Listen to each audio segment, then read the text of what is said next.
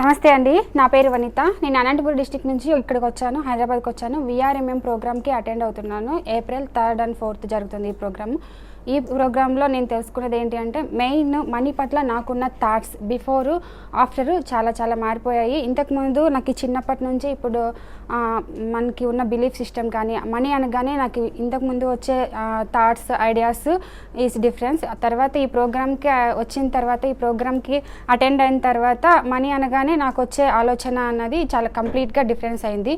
So నాకు ఏదైనా అపోహలు కానీ మనీ పట్ల రాంగ్ ఒపీనియన్స్ ఏమైనా ఉన్నాయి అంటే అవన్నీ కూడా ఇక్కడ క్లియర్ అయినాయి. అంటే ఇప్పుడు కంప్లీట్గా ఇమాజినేషన్ అంటే నా ఇమాజినేషన్లోకి మనీ అన్న థాట్ రాగానే నా ఆలోచనలు అన్నీ కూడా కంప్లీట్గా మారిపోయాయి. వే ఆఫ్ థింకింగ్ అంతా కూడా మారిపోయింది.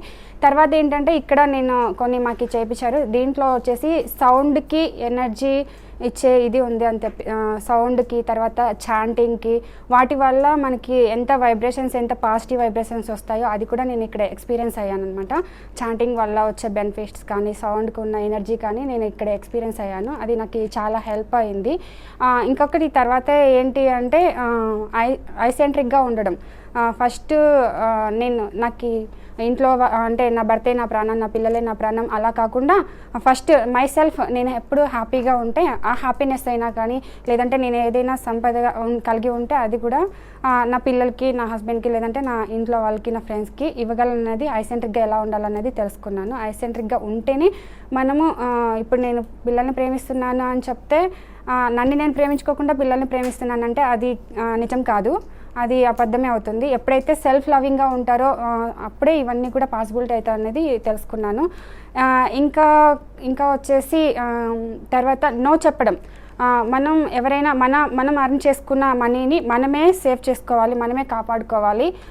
అది వెళ్ళేటప్పుడు బయటకు వెళ్ళేటప్పుడు మనం ఎంత స్ట్రిక్ట్గా నో చెప్పాలి, నో చెప్పిన తర్వాత వచ్చే పరిణామాలని కూడా మనం ఎలా ఫేస్ చేయాలి అనేది తెలుసుకున్నాను. ఈ VR మనీ మ్యాగ్నెట్ ప్రోగ్రామ్ అన్న చేంజ్ అంటే ఈ అటెండ్ అయిన తర్వాత కంప్లీట్గా నా థాట్ లెవెల్ ప్రాసెస్ అన్నది చాలా మారిపోయింది. ఇక్కడ ఇచ్చిన టాస్క్స్ కూడా నేను ఈజీగా చేయగలిగాను. తర్వాత చేసిన తర్వాత నా కాన్ఫిడెన్స్ లెవెల్ అన్నది వేరే లెవెల్కే మారిపోయింది. నాకు చాలా హెల్ప్ అయింది. Thank you so much. Thank you for this opportunity. Thank you.